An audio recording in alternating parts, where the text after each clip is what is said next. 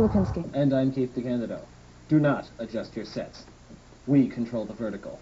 We control the horizontal. We control this episode of The Chronic Rift. Tonight, we're giving the comic art commentary portion of our program a little more room by discussing one of Marvel Comics' most enduring and endearing characters, Spider-Man. This week's comic in review is Captain Confederacy, written by Will Shetterly, colored by Will Shetterly, and art by Vince Stone. This was originally a 12-issue series from Steel Dragon Press, a small press that is owned by Shetterly and his wife, and FNSF author Emma Bull. It's a superhero story set in the present, an alternate present, in which the South won the Civil War. And what we know now as the United States is over half a dozen little independent nations. It focuses on the Confederate States of America and their very own superhero, Captain Confederacy. Hello, I'm Mark McInerney, and welcome to PBM's in Review. Today's review will be on a game called Land of Karis. This game takes place on a world much like our own, when it was young, green, and full of life. It has many types of terrains that must be overcome as you travel: mountains, deserts, waters, to name a few.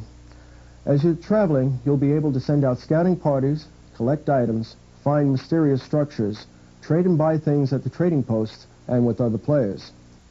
With me in Antria to do whatever a spider can are, on Antria's right, Jim Salicrup, who until very recently was the editor of the 4 Spider-Man books, and who was the person who launched the 4th title, Spider-Man. And on my left is Michael Ficara, a longtime Spider fan, one of the biggest Spider fans we've ever met, and who is also the person who designed that really neat computer-animated opening sequence that we debuted this year. Well, I think Peter Parker still faces the same problems that he did back then. He still faces today, in just maybe a different light of being more mature. I think also the audience today is more mature, and it's an older audience they're hitting, so that they're facing more mature problems as he got older. I myself grew up with him, as you could well suspect, and back when I was growing up, his problems seemed to parallel my problems, and as I got older, they seem to be still maturing with me. But still the same things, he's still the same person he was back then in terms of being human. He's neuroses still, he still has problems, he's still reading with guilt, his life is never easy for him. He's still one of us, and he's still very relatable. We've brought back a lot of people who used to read it years ago, and they've come back. Some of them have grown up, have kids of their own.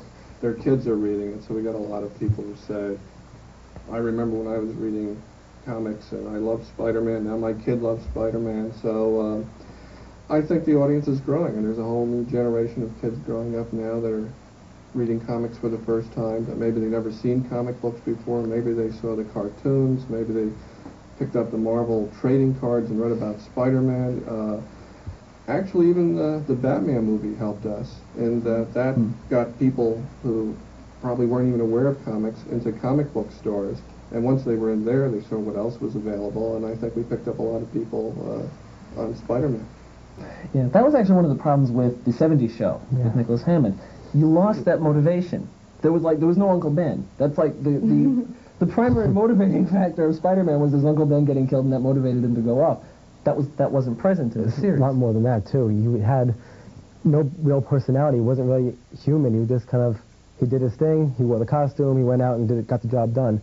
There was no real worrying. There was no thought. There was no inner struggling. There was no motivation. You were the one who brought Todd McFarlane onto Spider-Man originally. I happened to be there at the time when he showed up. And now he has had a tremendous effect on the way Spider-Man has been done in terms of the artwork. He's really had more influence than anybody since John Romita, really, in how it's worked. Do you see, as a fan, do you see his artistic influence, and purely the artwork, as positive, as working for the character? You mentioned Daredevil. One thing that I noticed when I was reading up on a lot of Spider-Man to prepare for this is that some of what I think causes his popularity is just that he has these flaws. I mean, we were saying how he was human before, but I mean, a lot of the characters, you had the Goblin who was crazy, and you had the Daredevil who was blind, and you had Spider-Man who was always catching a cold. And not always. His Aunt May looks out for him. Well, yes, when he remembers to take his allergy pills, then he's okay. Well, he goes out in the winter with like his underwear, basically. Yeah. You gotta catch colds. But next week is our big slam bang holiday party. holiday party. Yes, we're going to have all sorts of incredible people. All of our guests from the last year have been invited back. We are also going to have an interview with Marion Zimmer Bradley of Darkover and Mist of Avalon fame, and all kinds of other neat stuff. And we're going to have John Ordover and Don Keller. Yes, a public debate between John Ordover and Don Keller, which ought to be very amusing. Place your bets now. Yes. And other stuff, including a Chronic Rift retrospective. We will see you then. Good night. Good night. Bye. And furthermore, I want to... This episode was sponsored in part by Comics Interview, the magazine where both the fans and the pros turn to see who's who and how it's done. Read Comics Interview number 100 and see who the 100 most powerful people in the comics industry are. For a free catalog, write to Comics Interview, 234 Fifth Avenue, Suite 301, New York, New York, 10001. The Omega Zone, a store specializing in comic books and video movie rentals, including science fiction, horror, animation, and cult films you won't find at your local video store. Now at a new location, 258 West 15th Street, between 7th and 8th Avenues in Manhattan. Applause Books, publishers of the newly released Terminator 2 Judgment Day movie book, written by T2 director James Cameron and co-scripter William Wisher. It contains over 700 photos from the film. You can learn more about the movie and see scenes that were cut from the film. You can find T2 Judgment Day at area bookstores or call Applause Books at 212-496-7511. Bain Books, publishers of this year's Hugo winner Lois McMaster Bujold, plus Anne McCaffrey, Elizabeth Moon, David Drake, Jerry Purnell, S.M. Sterling, Werner Vinge, and other writers of quality, fun, fantasy, and science fiction. Available at your local bookstore. Word Balloons, interviews with comics folk. A special video presentation hosted by the Chronic Rift's own Keith R. A. DeCandido, and featuring interviews with Gary Groff, Joe Duffy, Barry Allen Krause and Michael Luck, Terry Nantier, Denny O'Neill, and the Grandmaster himself, Will Eisner. This one-hour special is now available on VHS videotape.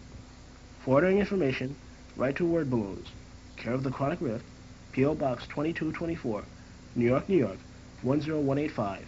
0023. This episode was also made possible in part through the very generous support of Marina France.